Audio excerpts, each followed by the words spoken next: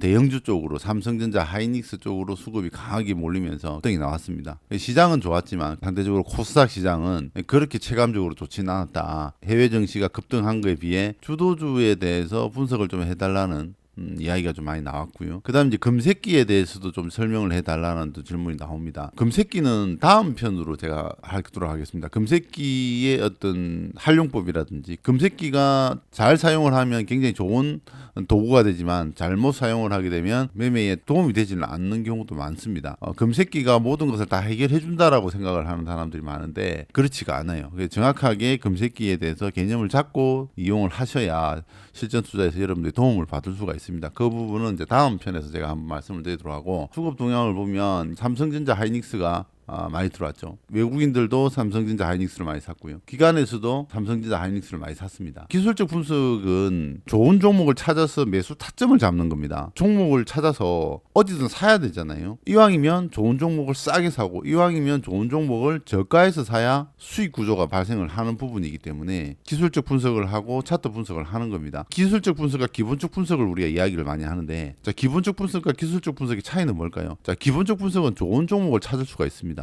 재무제표가 좋고 실적이 좋고 좋은 종목을 찾을 수 있어요. 그러나 그 종목을 어디에서 사야 되는지는 모릅니다. 그게 단점이에요. 네, 기술적 분석은 좋은 종목을 저가에서 살 수 있습니다. 싸게 살 수 있다는 거죠. 그리고 고점에서도 팔 수가 있습니다. 매수 타점과 매도 타점을 분석할 수 있는 방법이 기술적 분석입니다. 근데 기술적 분석의 치명적인 단점이 뭘까요? 왜 상승했는지, 왜 하락했는지를 알 수가 없어요. 그러니까 항상 뉴스 분석을 해야 되고 이슈 분석을 해야 된다고 제가 말씀을 드리는 거거든요. 그래서 예전에는 기술적 분석과 기본적 분석을 양분해서 공부했다면 최근에는 제가 하나 더 말씀을 드립니다. 뉴스 분석과 이슈 분석을 하셔라, 이렇게 말씀을 드려요.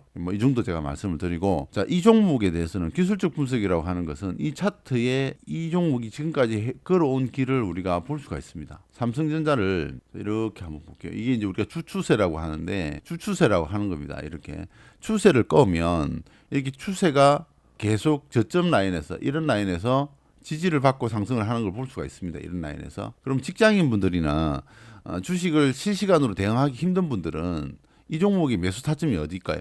이 구간이 되는 거죠. 이런 자리가 되는 거죠. 이런 자리가. 지나온 차트를 보면 이런 저점 라인 눈에 다 보입니다. 이 텀이 22년 9월 달부터 지금까지 차트인데 매수 기회가 한 번, 두 번, 세 번, 네 번, 여기까지 5번, 6번 정도예요.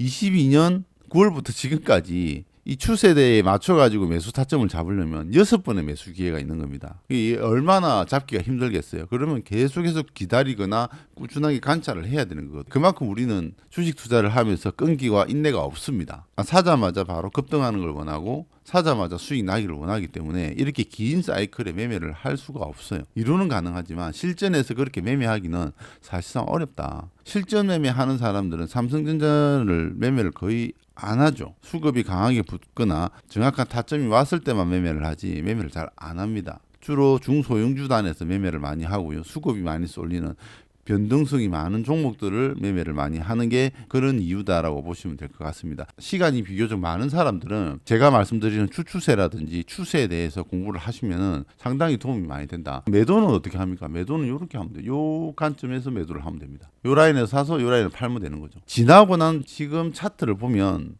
이걸 누가 못해. 하지만 실전에서 이렇게 하기가 힘들어요. 여기서 상승하는 텀들이 너무나 길고요. 이 구간에 내려왔을 주식을 팔게끔 시장의 분위기가 매도하지 않으면 안 될 정도로 공포감을 주기 때문에 이 구간에서는 매수를 못합니다. 지나고 나서 여러분들이 생각할 때는 여기서 사서 여기서 팔면 되겠지, 여기서 사서 여기서 팔면 대박이네, 이렇게 생각을 하지만 실전에서 매매를 할 때는 이 구간에 왔을 때, 하단 밴드에 내려왔을 때는 우리나라 증시가 곧 망할 것 같은 분위기를 조성을 합니다. 그래서 공포감이 휩싸여가 있기 때문에 어지간한 강심장 아니면 매수를 못합니다. 이런 구간에 왔을 때 여러분들이 차트 분석을 해보고 이 구간에 왔을 때 정치 환경이 어떤 환경이었나를 잘 기억을 하셔야 돼요. 그래야 이런 구간에서 매수를 할 수가 있습니다. 이 구간에 왔을 때는 지금이라도 주식을 안 사면 안 될 것 같은 분위기를 만듭니다. 주식을 안 가지고 있으면 바보가 되는 분위기를 만들어요.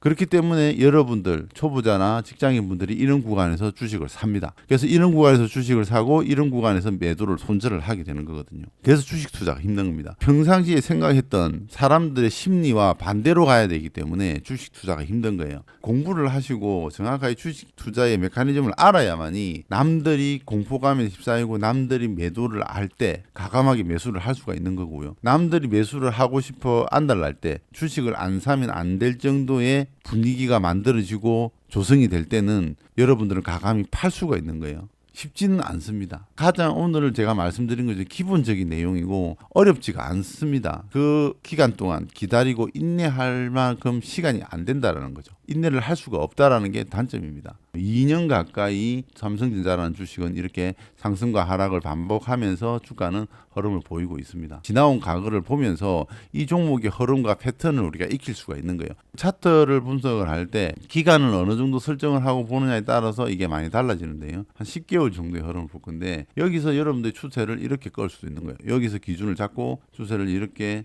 끌 수도 있는 거고요.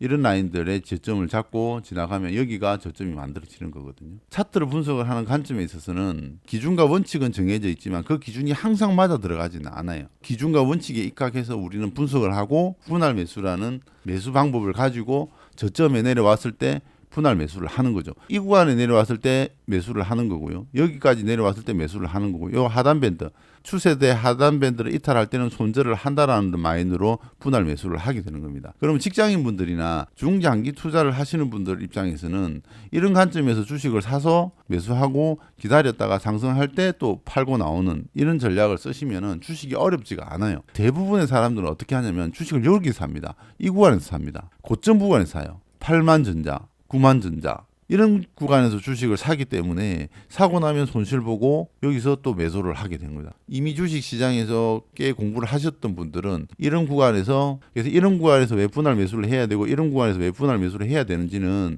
지금 오늘 기본적인 틀만 가지고 제가 말씀을 드리는 거예요. 이런 공부를 하셔야만이 매매를 할 수가 있습니다. 삼성전자나 하이닉스나 전부 다 차트를 길게 보고 보면 흐름이 눈에 보입니다. 사람을 볼 때 지금 현재 그 모습을 보는 거와 긴 시간 동안 이력서를 보면서 이 사람을 판단하는 거는 차이가 많이 납니다. 주식의 차트는 과거의 흐름을 이렇게 본다라는 것은 이 종목의 흐름, 과거 이력을 다 보는 거예요. 우리가 사람을 판단할 때 그 사람의 성장 과정부터 어디서 태어났고 어디 학교를 나왔고 성장 과정은 어떻겠고 이런 것들을 보면은 이 사람의 성향이나 스타일을 알게 됐잖아요.